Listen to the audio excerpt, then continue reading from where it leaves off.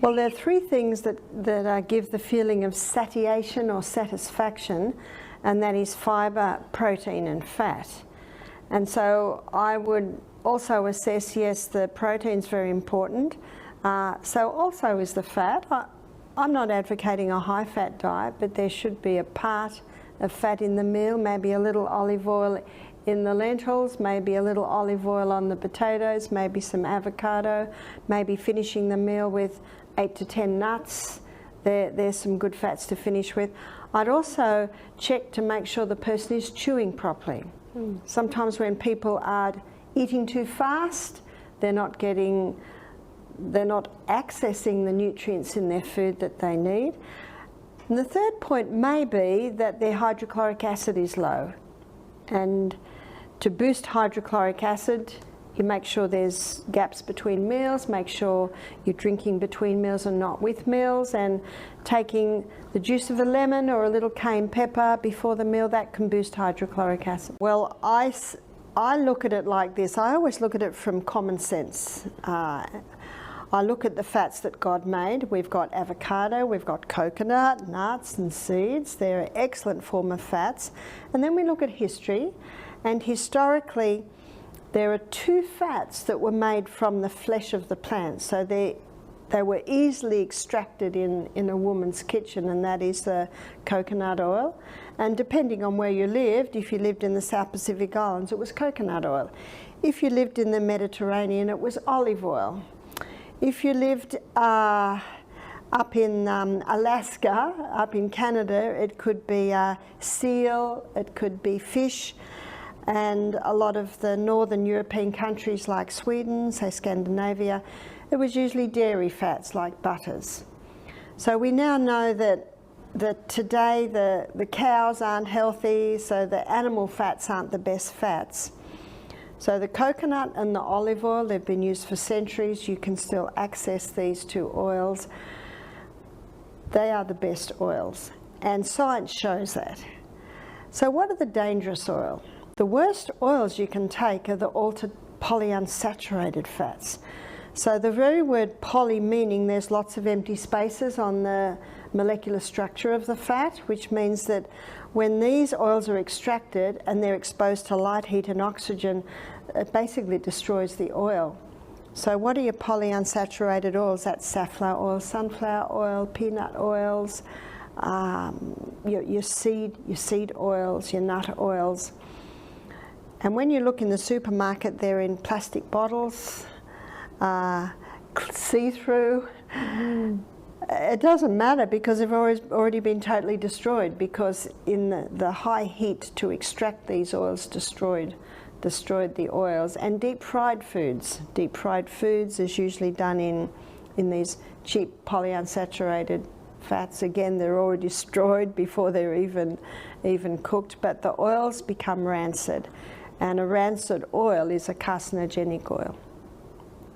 Barbara, what kind of diet do you follow? The diet that I follow is a plant-based diet. I eat a high fibre diet.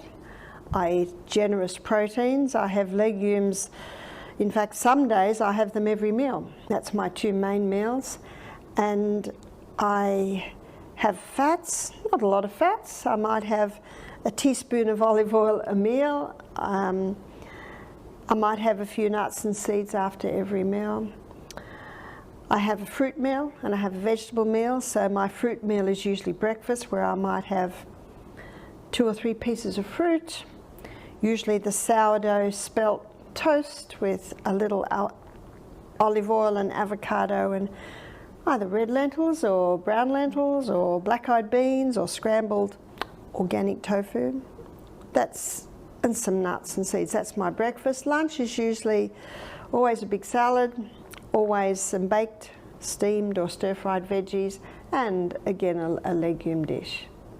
If I do eat at night, it will be very light. It might be avocado and a few crackers. It might be soup, so something very light.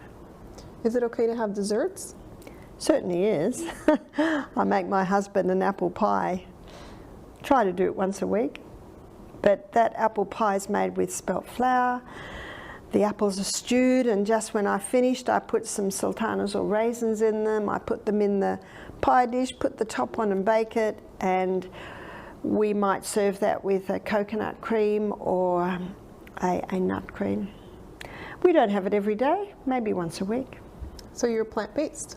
Yes. Now, speaking of sweeteners, you speak a lot against sugars. What kind of sweeteners or natural sweeteners would you recommend?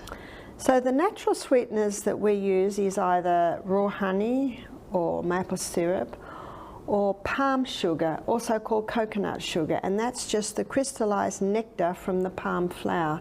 So that's not highly refined like your cane sugar. Since 2020, there's been a virus going around, and some people are for their jab and some are not. For those that have received this jab and are feeling very ill now, is there any suggestions that you have of what they can do to feel better or to get that out of their system? It is a difficult one to detoxify from, but there's researchers coming up with a few things, and one is zinc, and the person can take a zinc supplement, or they can ensure that they're having pumpkin and sesame seeds and sunflower seeds every meal, because they are high in zinc. Zinc is locked up in grain, and when you make it into a sourdough bread, the culturing process of the sourdough releases the zinc. Also dandelion, so it can be as simple as having a dandelion tea or coffee every day, taking dandelion supplements, tablets. And the third one is white pine needle tea. So some are choosing to regularly drink that. Okay, wonderful. Why do you think drinking lemon water would cause somebody to have acid reflux? Interesting. I would have a look at when it was drunk, how it was drunk. Sometimes if too much is drunk all at once, there can be the feeling of it coming up. So I would suggest to that person, try sipping that glass of lemon water over maybe 20 minutes instead of drinking it all at once, and seeing if that makes a difference. Sometimes if lemon water is taken too close to a meal, it can cause that. So I would investigate to find out when they were taking it and how they were taking it. Well, now, what are the benefits of drinking lemon water? Lemon is one of the best tonics for the liver. So having a warm lemon water in the morning is a nice little tonic, has a nice tonic effect on the liver. Also, lemon alkalizes the tissues, so it's a nice drink to have in the morning to help the tissues alkalize. So speaking about molds, if a person has been exposed to mold or they have mold in their system, what are some of the ways they can detox from that? My book, Self-Healed by Design, I have targeted that issue in detail because I find there's a lot of ignorance on mold. A lot of people don't realize the dangers of mold. And because of my own experience and the experience of many people I've met, I felt convicted that I needed to write a book to show the history of mold, how it manifests itself, and how you can eradicate it from your body. And I remember being here at Living Springs maybe 5 years ago, and one of the film crew, she kept scratching, and I said, "You're scratching?" She said, "Yes." She said, "Let me show you a photo." And she showed me a photo of her 6 months ago, and her whole face was swollen. She had huge big patches on her skin.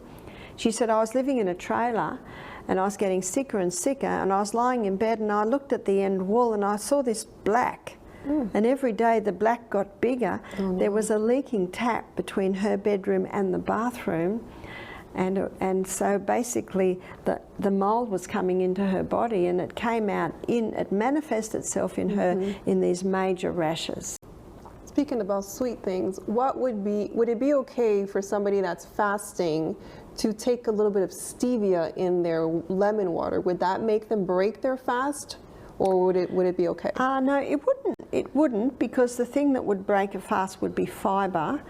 But I also encourage people to try and ease themselves off the very sweet tooth, and stevia is sweet.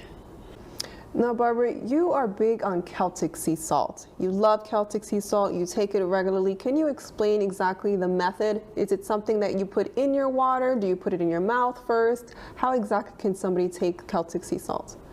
Okay, so let me explain it. And I got this information from a few sources, and one of the sources is Dr. Robert Thompson, who wrote the book, The Calcium Lie, and he believes the clearest indicator of a creator God is seawater, because seawater has 92 minerals, the exact same mineral and proportion and balance as is found in the body.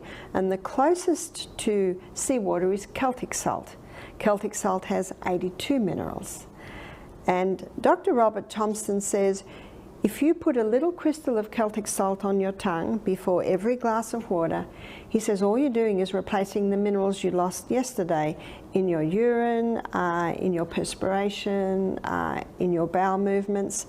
So how big is the crystal of Celtic salt?